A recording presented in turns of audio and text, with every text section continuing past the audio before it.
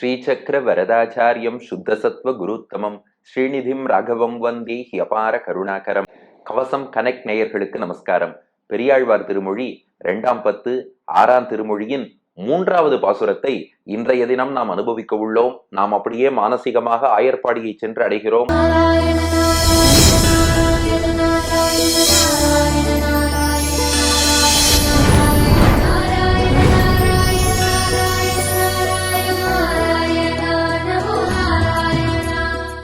பெரியாழ்வார் யசோதை எதிரிலே குட்டி கண்ணன் மாடு கன்று குட்டிகள் எல்லாம் மேய்க்கிறதுக்கு நண்பர்கள்லாம் புறப்பட்டுட்டா.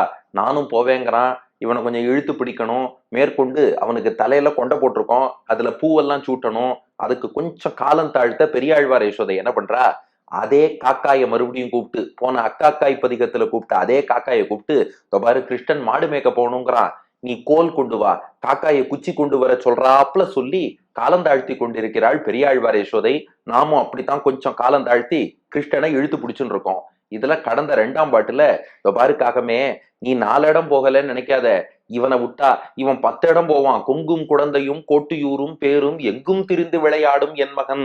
இவனை கொஞ்சம் இழுத்து பிடிச்சு வைக்கணும். அதனால நல்லா அரக்குல வழிச்சு கோல் கொண்டு வா எல்லாம் சொன்னா பெரியாழ்வார் யசோதை.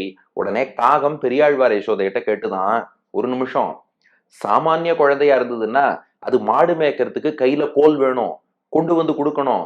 இவன் தான் தெய்வ குழந்தையாச்சே, அற்புத குழந்தையாச்சே, தம் அற்புதம் பாலகம். இவன் குச்சி வச்சுதான் மாடு மேய்க்கணுமா? இவன் நினைச்சா குச்சியே இல்லாம மாடு மேய்ப்பானே, இவனுக்கு எதுக்கு குச்சின்னு கேட்டுதான். பெரியாழ்வார் யசோதை பார்த்தா, என்னடா இது, நாம ஒண்ணு சொன்னா இது வேற மாதிரினா கேட்டு இருக்கு இந்த காகம்.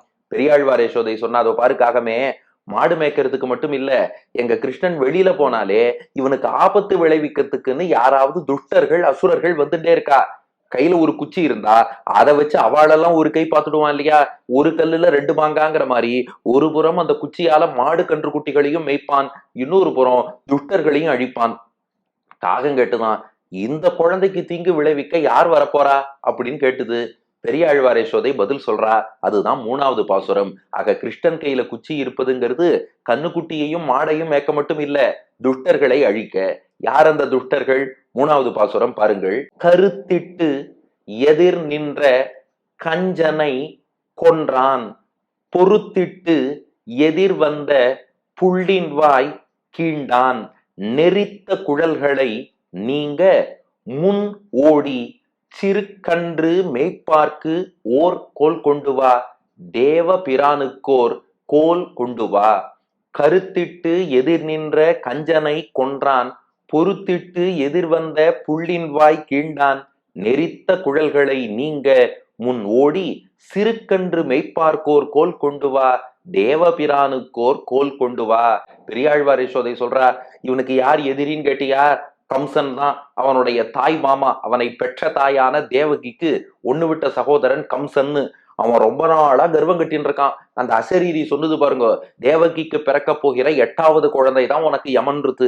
அன்னில இருந்து 8வது குழந்தை 8வது குழந்தை 8வது குழந்தைன்னு தேடின்னு இருந்தான். அப்புறம் நாரதர் வந்தார். வர்றா, 8வது குழந்தையா யாரோ வந்து பிறக்க போறது இல்ல, நாராயணனே பிறக்க போறான், உன்னை அழிக்க போறான்னார். 8வது குழந்தை நாராயணன், 8வது குழந்தை நாராயணன், கர்வம் கட்டின்ண்டே இருந்தான். அதுக்கப்புறம் 8வது குழந்தை பிறந்ததுன்னு செய்தி வந்தது. வந்து பார்த்தா அதுக்குள்ள குழந்தைய ஸ்வாப் பண்ணி இடம் மாத்திட்டா. நந்தகோபன் யசோதைக்கு பிறந்த யோகமாயைங்கிற பெண் குழந்தை இங்க சிறைச்சாலைக்கு வந்துருத்து. கிருஷ்ணன் நந்தகோபன் யசோதை திருமாளிகைக்கு போயிட்டான். அந்த பெண் குழந்தை யோகமாயை விஷ்ணு துர்கை, அது கம்சனை உதைச்சிட்டு வானத்துல போச்சு. டேய், உன்னை கொல்ல வேண்டியவன் உன்னை சுத்தி உள்ள பகுதியில தான் சமீபத்துல பிறந்திருக்கான், முடிஞ்சா போய் கண்டுபிடிச்சுக்கோ அப்படின்னு சொல்லிட்டு அது புறப்பட்டு போயிடுத்து. அன்னியிலேருந்து 8வது குழந்தை எங்கே, நாராயணன் எங்கே, என்னை கொல்ல பிறந்தவன் எங்கேன்னு கர்வங்கட்டி கிருஷ்ணனை அழிக்கணும்னு திட்டமிட்டு இருக்கான். அதுதான் பாட்டின் முதல் வார்த்தை பாருங்க, கருத்திட்டு. கருத்துன்னா இந்த இடத்துல கோபம் கொண்டுன்னு அர்த்தம். பெரிய ரூ, கருத்திட்டு கோபம் கொண்டு. அந்த நாள்ல இருந்து, இது எவ்வளவு வருஷம்னு கொஞ்சம் நினைச்சு பாருங்க. தேவகி வசுதேவருக்கு திருக்கல்யாணமாகி 8வது குழந்தையா தான் கிருஷ்ணன் பிறக்கிறான். ஆனா கல்யாணம் ஆனதுமே அசரீரி சொல்லிடுத்து. அப்போ சுமார் ஒரு 8 வருஷம் ஆயிருக்கும்னு வச்சுக்கோங்க 8வது குழந்தையா கிருஷ்ணன் பிறக்கிறதுக்கு. அதுக்கப்புறம் கண்ணன் ஆயர்பாடியில 11 வயசு வரைக்கும் வளர்ந்தான். அதுக்கப்புறம் 11வது வயசுலதான் மதுராவுக்கு திரும்பி வந்து கம்சனை வதம் பண்றான். அப்போ கிருஷ்ணன் அவதரிப்பதற்கு முன்னாடி ஒரு 8 வருஷம், கிருஷ்ணன் அவதரிச்சதுக்கு அப்புறம் 11 வருஷம், சுமார் 19-20 வருஷத்துக்கு எங்க அவன் நாராயணன் நாராயணன் நாராயணன் நாராயணன் எதிரின்னு சொல்லிட்டு கருத்திட்டு இப்படியே கோபம் கொண்டு கர்வம் கட்டி கிருஷ்ணனை அழிக்கணும்னு பார்த்தான். அப்படி கருத்திட்டு எதிர் நின்றனா எதிர்த்து நின்ற, எப்படியாவது பகவானை அழிக்க வேண்டும் என்று எதிரம்பு கோத்து எதிர் நின்ற, எதிரியாக வந்து நின்ற கஞ்சனை கொன்றான். அந்த கம்சனை இப்ப பெரியாழ்வார் யசோதையை பொறுத்தவரை அவள் காலத்தால் பிற்பட்டவள் தானே, அதனால பின்னாடி என்ன நடந்ததுங்கிறதும் அவளுக்கு தெரியும்.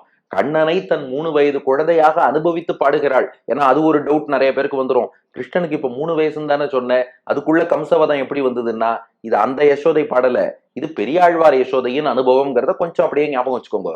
அப்படி கருத்திட்டு எதிர் நின்ற, கோபம் கொண்டு எதிர்த்து வந்த கஞ்சனை கொன்றான். கஞ்சன்னா கம்சன் அர்த்தம். அந்த கம்சன் என்ற துஷ்டனை கொன்றான். இந்த கிருஷ்ணன் தான் தன்னுடைய 11வது வயசுல 19 வருஷமா கர்வம் கட்டி கொண்டிருந்த அந்த கம்சனை கொன்றான். இது பாருங்க, கம்சன் கர்வம் கட்டினதை கொஞ்சம் விரிவா பாடிட்டார். கருத்திட்டு எதிர் நின்ற கஞ்சனை கிருஷ்ணன் கொன்றான்ங்கிறத ஒரே வார்த்தையில கொன்றான்னு முடிச்சுட்டார். ஏன்னா அவ்வளவு அனாயாசமா அழிச்சுட்டானோ. கம்சன் தான் ஐயோ நாராயணன் நாராயணன் நாராயணன் எப்ப வருவானோ ஏதேதோ பயந்துட்டு இருந்தான். கிருஷ்ணன் நேரா மதுராவுக்கு போனான். அந்த கம்சனுடைய சபையில ஏறினான். கம்சனை பிடிச்சு கீழே தள்ளினான். கிருஷ்ணன் மேல குதிச்சான். பார்த்தா கம்சன் போயிட்டானா. என்ன அடிக்கவே இல்லை கிருஷ்ணன் கம்சனை, அதுக்குள்ள கம்சன் போயிட்டானே என்னாச்சுன்னு கேட்டா கிருஷ்ணன் சொன்னானா, மாமாவாச்சேன்னு ஆசையா தட்டினேன், மாமாவுக்கு தெம்பில்ல போல இருக்கு, பட்டுன்னு தட்டினா பொட்டுன்னு போயிட்டாருன்னு கொன்றான். ஒரு வார்த்தைக்குள்ள அதை முடிச்சுட்டார் பெரியாழ்வார். அவ்வளவுதான், கம்சன் போயிட்டான். இப்படி கம்சனை எதிர்த்தெல்லாம் சண்டைக்கு போறான். கையில ஏதாவது ஆயுதம் வேண்டாமா, அதுக்கு இந்த ஒரு குச்சியாவது கையில இருந்தா அவன் ஏதாவது தாக்க வரும்போது குச்சியை வச்சு தடுக்கலாம் இல்லையோ, அதற்காகத்தான் கருத்திட்டு எதிர் நின்ற கஞ்சனை கொன்றான். கம்சனையே அழித்தவன் இந்த குழந்தை. அவன் கையில ஒரு கோல், ஒரு குச்சியாவது இருக்கணும் இல்லையா, எந்த ஆயுதமும் இல்லாம தனியா வெறுங்கையோடு இந்த குழந்தை போனா, நிராயுதபாணியா போனா என்னென்ன ஆபத்தெல்லாம் வரும் அப்படின்னு கேட்டா பெரியாழ்வார் யசோதை. காகம் சொன்னது, ஏமா இவன் மாடு மேய்க்க குச்சி வேணுமான்னு கேட்டதுக்கு இவ்வளவு பெரிய வியாக்கியானமா பண்ணுவ, அது கம்சன்ட்ட போகும்போது கோல் எடுத்துக்கிட்டோம், மாடு மேய்க்க போகும்போது எதுக்கு கோல்?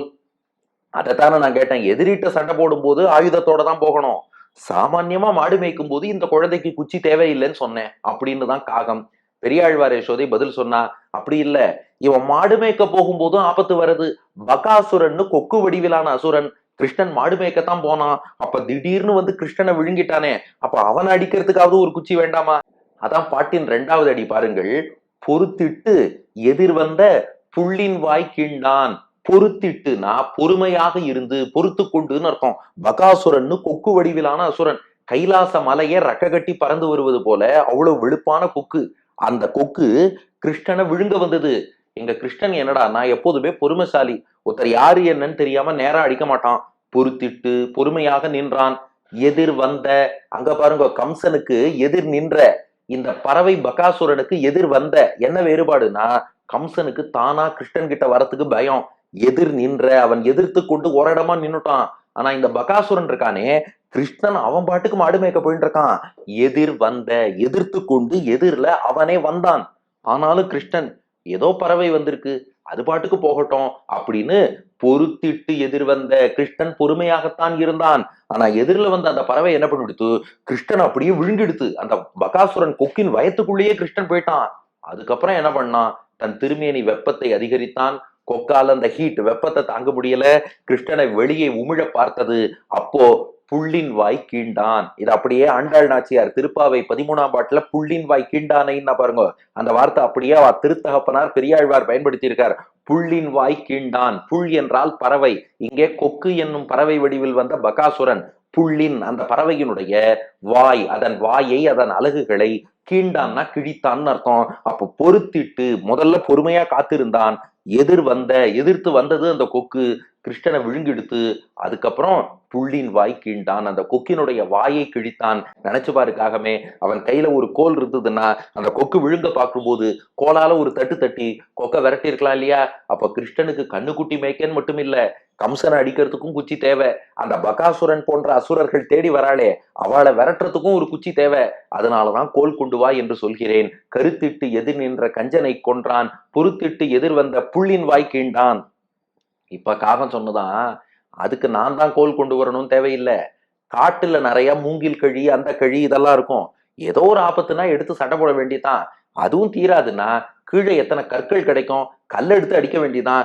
இதுக்காக நான் போய் மெனக்கெட்டு கிருஷ்ணனுக்காக அரக்கு விழிச்சு குச்சி கோல் இதெல்லாம் கொண்டு வர முடியுமா அப்படின்னு கேட்டுதான் காகம்.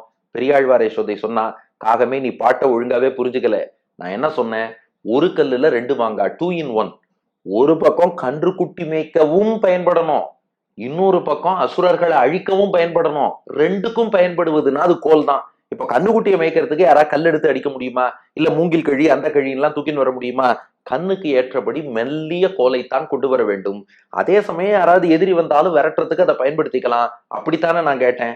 அதுக்கு அந்த காகம் பதில் சொல்லித்தான், அப்படி இல்ல, கண்ணுக்குட்டி எல்லாம் அப்படியே சும்மா ட்ரியோன் ட்ரியோன் ட்ரியோன் ட்ரியோன் கிருஷ்ணன் சொன்னான்னாலே அதெல்லாம் போயிடுமே, அதை மேய்க்கிறதுக்கு ஒரு கோல் இவனுக்கு தேவையா? அதுதானே முதல்லயே கேட்டேன்னு காகம். பெரியாழ்வார் யசோதை சொன்னா, எல்லா ஆயர்களும் கண்ணுக்குட்டிக்கு பின்னாடி நின்று மேய்ச்சின்னு இருப்பா, அவளுக்கு கோல் தேவைப்படாது. ஆனா எங்க கிருஷ்ணன் என்ன பண்ணுவான்னா, பாட்டின் 3வது அடி பாருங்க, நெறித்த குழல்களை நீங்க முன் ஓடி. கிருஷ்ணனுக்கு எப்போதும் இந்த கண்ணுக்குட்டிகளும் ரொம்ப பிடிக்குமா. இவன் பின்னாடி வந்தான்னா, முன்னாடி யாராவது அசுரன் துஷ்டன் யாராவது இருந்து கண்ணுக்குட்டி தெரியாம முன்னாடி போயிடுத்துன்னா அவன் கன்றுக்குட்டிகளுக்கு தீங்கு விளைவிச்சிருவானா. அதனால கிருஷ்ணன் என்ன பண்ணுவானா, நான் முன்னாடி போறேன், நீங்கள்லாம் பின்னாடி வாங்கன்னு சொல்லி கண்ணுக்குட்டியே வேகமா துள்ளி துள்ளி ஓடும்.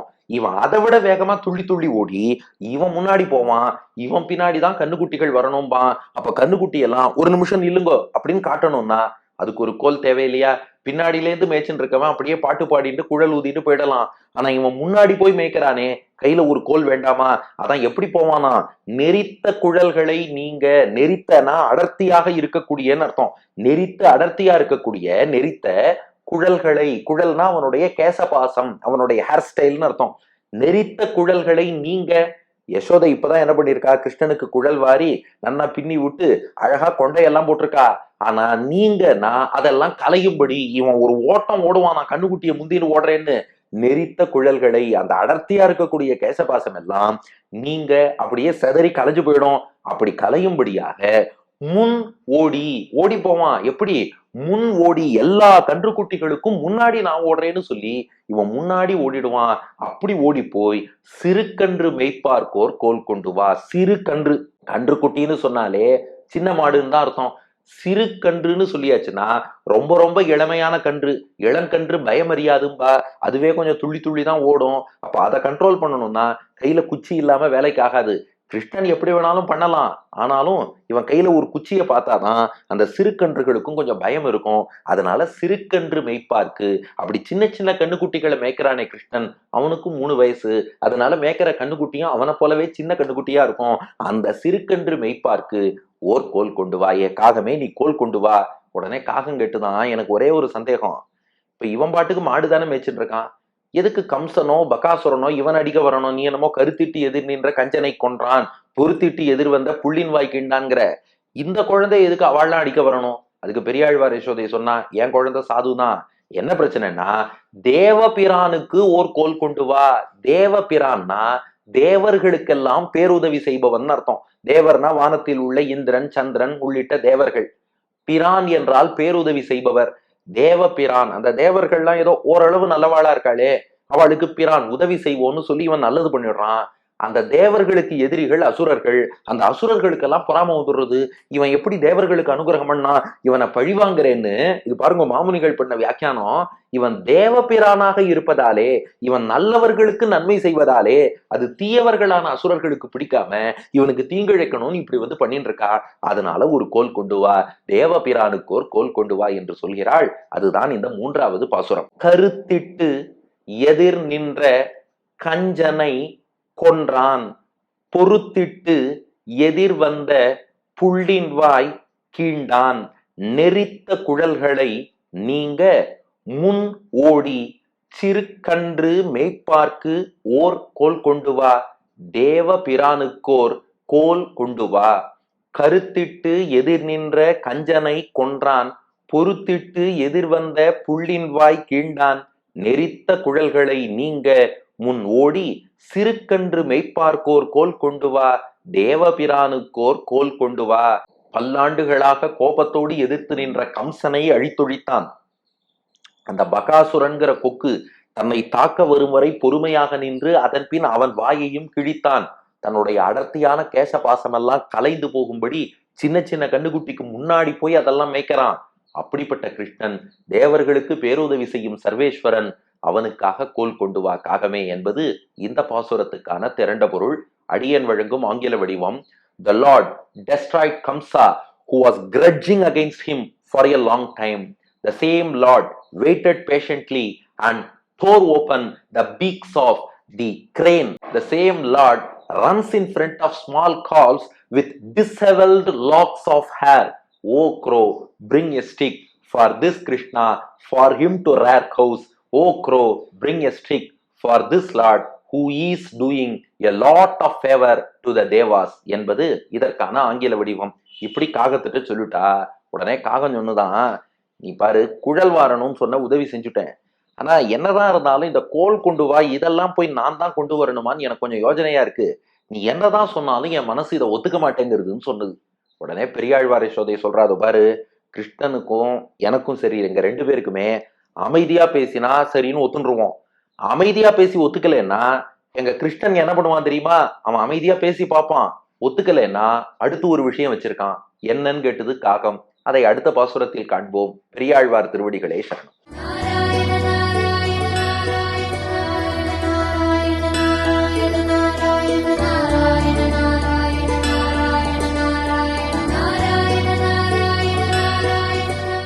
கருத்திட்டெதிர் நின்ற கஞ்சனை கொன்றான், பொறுத்திட்டெதிர் வந்த புள்ளின் வாய்க்கீண்டான். கருத்திட்டெதிர் நின்ற கஞ்சனை கொன்றான், பொறுத்திட்டெதிர் வந்த புள்ளின் வாய்க்கீண்டான். நெறித்த குடல்களை நீங்க முன்னோடி சிறுகன்று மேய்ப்பார்க்கு ஓர் கோல் கொண்டு வா. தேவபிரானு கோர் கோல் கொண்டு வா. நெறித்த குடல்களை நீங்க முன்னோடி சிறுகன்று மேய்ப்பார்க்கு ஓர் கோல் கொண்டு வா. தேவபிரானு